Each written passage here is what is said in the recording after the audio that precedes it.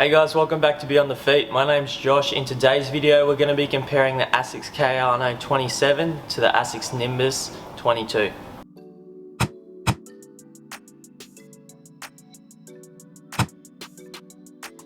Now before we jump into it, there's going to be a few people that say these shoes don't go up against each other.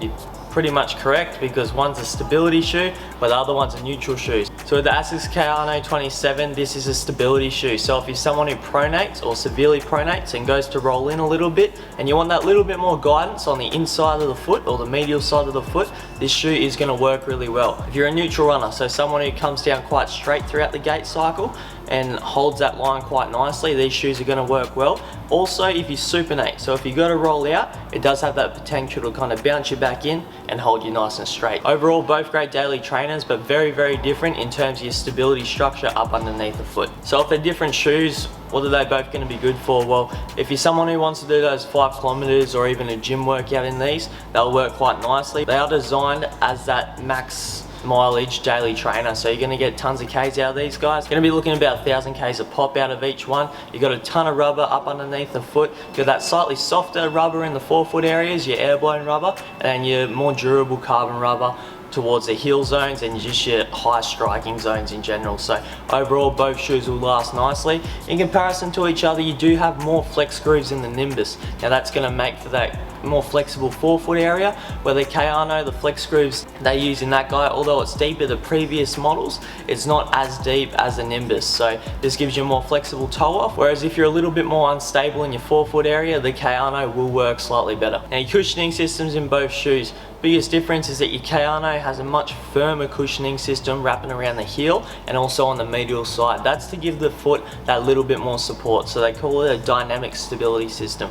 Pretty much using that firmer compounded rubber to guide the foot nicely, coupled with that trussic underneath, which we'll get into shortly, provides you with that nice stable feel at the rear of the foot, and you got that nice flight front propel at the forefoot that does feel quite soft. But initially, to feel this shoe, it's going to feel a lot firmer than the Nimbus. When you put the Nimbus on, the whole shoe feels a lot softer in general. In comparison to other brands, it's not the plushest shoe on the market. However, the durability of the rubber will work really nicely. You got that gel wrapping around the heel as well. That helps with that little bit of shock absorption. However, your best cushioning system in this shoe is the flight foam propel they're using. It's really soft underfoot and one of the better cushioning systems they have done so far. So both the Kayano and the Nimbus are running with a 10mm drop in the men's, and then you got a slightly higher drop in the women's. So I'm pretty sure it's a 13mm in the women's. Asics have found somewhere across their engineering that women need that little bit extra underneath the heel just to kind of get you forward and propel you quite nicely. So yeah, overall, a little bit of technology put in there. So far I've ran through the shoes and pretty much said this feels a little bit firm, a little bit more stable, where this is going to feel softer.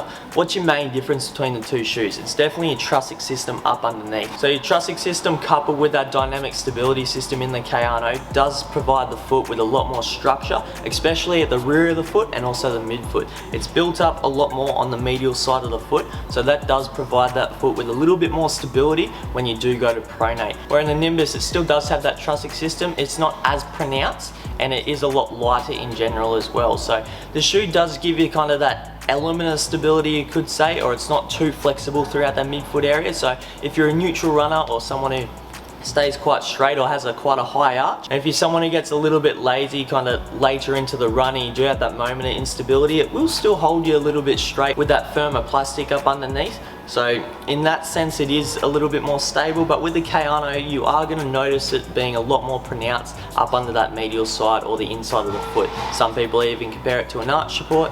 It's not one, but it does give you that support nicely to kind of guide you throughout your gait cycle and get you onto the next step. Heel counters in both shoes both give you that nice snug fit around the back, quite a pronounced heel counter. With the Kayano, you do have a little bit more of an external heel counter. Both shoes have a ton of padding around the collar, so it's going to give you that nice snug fit around the back with plenty of cushioning around there. Same with the tongues and also the laces. Quite a padded lace and tongue on both shoes, so it shouldn't cause any irritation. Last but not least, your fit and feel in both shoes. Both shoes are going to wrap around the foot really nicely. You got that really good midfoot lockdown as well as that forefoot lockdown. I would say in the Nimbus, so you do have that ability to wiggle your toes a little bit more. With that kind of bit more airy mesh they got going on here, it will breathe a little bit better. With that Kayano, it's a slightly more dialed in upper. It's going to lock down that forefoot a little bit more, but that's what you want for someone who's quite an unstable runner. So if you are someone who goes to toe off and rolls in quite a bit, you don't want something that's going to move around a whole lot, so it does dial you in a little bit more. Whereas if you're someone who has a slightly stronger foot,